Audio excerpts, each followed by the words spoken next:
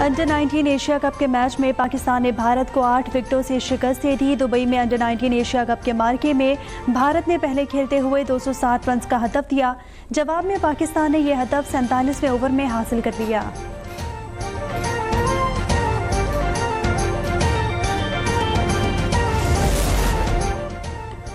Army chief general Syed Asim Munir सरकारी दौरे पर अमरीका रवाना हो गए। वो आला अमरीकी फ़ौजी क़यादत और दीगर हुकाम से मुलाकात करेंगे। तर्जुमान पाक फ़ौज का कहना है कि बतौर सिपाही सालार जनरल आसिम मुनीर का ये पहला अमरीकी दौरा है। बाकी जमातों जो इलेक्शन में हिस्सा ले रहे हैं वो अपनी जाती मसले का हल निकालने के लिए ये इलेक्शन लड़ रहे हैं।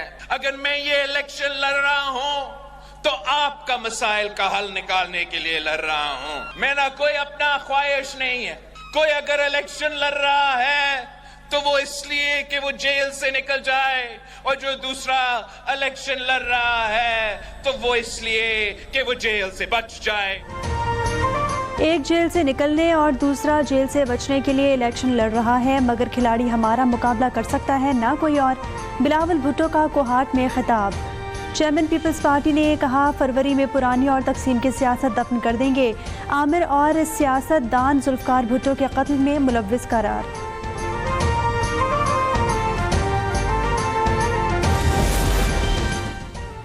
जरदारी और बिलावल तब इलेक्शन लड़ रहे थे जब नवाज शरीफ और उसकी बेटी को कैद किया गया था। बिलावल लेवल प्लेइंग फील्ड की जगह अपनी कारकर्दगी पर बात करें। नून लीग के सीनियर रहनुमा आबिद शेर अली की धुआंधार प्रेस कॉन्फ्रेंस। कहा बिलावल साहब आपके पास अवाम को देने के लिए कोई नारा नहीं है। नवाज शरीफ के आने से लोग परेशान हैं। सिंध के हारियों की तकदीर नवाज शरीफ ने बदली।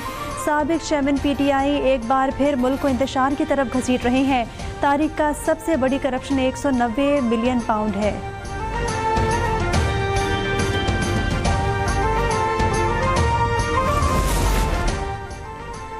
चेयरमैन सेनेट सादिक संजरानी ने शौकत तरीन का इस्तीफ़ा मंजूर कर लिया। साबिक वज़ीर ख़जाना ने दुबई में उनसे मुलाकात की। उन्होंने चंद दिन पहले तहरीक इंसाफ की रुकनियत से भी इस्तीफ़ा दिया था। सादिक संजरानी इराक से दुबई पहुंचे हैं।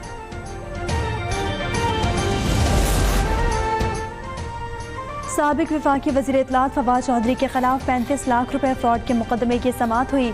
रावलपिंडी के मकामी अदालत ने एंटी करप्शन की तरफ से दर्ज मुकदमे में फवाद चौधरी का एक रोज़ा जिस्मानी रिमांड मंजूर कर लिया। फवाद चौधरी कहते हैं कि मुकदमात पर मुकदमात बन रहे हैं, देखते हैं कि अब और कितने मुकदमात बनाते हैं।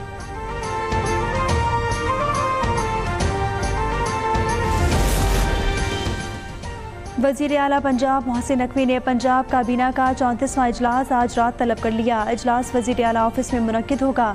सूबाई वज़रा, मुशीरान, चीफ सेक्रेटरी शरीक होंगे।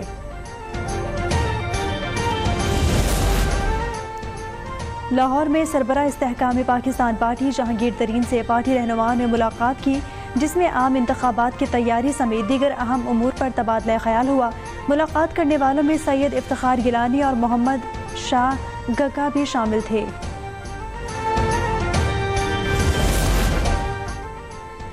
इलेक्शन का शेड्यूल जारी नहीं किया गया। सोशल मीडिया पर गर्दिश करने वाला शेड्यूल जाली है।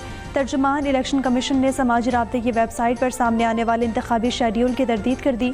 कहा कि इंतखाबी शेड्यूल से मुतालिक तर्जुमान के अलावा किसी भी मनसूब बयान पर तवज्जो ना दी जाए। मेयर कराची ने शहर के अहम शाहराहों पर इस्तरकारी और मुरम्मत के काम को जल्द मुकम्मल करने की हिदायत कर दी। मुर्तज़ा वहाब ने शेरशाह रोड पर तामीराती काम का जायजा लिया।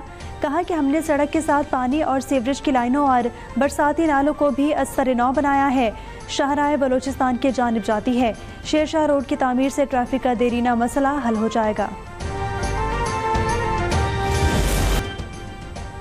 लीबिया कश्ती हादसे में मुलव्विस गैंग के सरगना को FIA anti human trafficking circle Rawalpindi ने गिरफ्तार कर लिया। मुश्तरका कार्रवाई में CTD भी शामिल थी। लीबिया कश्ती हादसे में 90 अफराद डूब गए थे, जिनमें से 32 का ताल्लुक पाकिस्तान से है।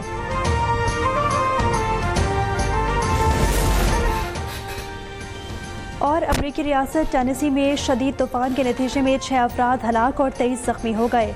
मॉन्टेगमरी काउंटी में शदीद तूफान के नतीजे में एक बच्चा समेत 3 अफराद जाँ बहक हो गए। अमरीकी महकमा मौसमियात के मुताबिक हालिया मौसम क्रॉस कंट्री सिस्टम का हिस्सा है, जिसके बायस हफ्ते के आखिर तक जनूबी इलाकों में तेज़ हवाएं चलने का इम्कान है।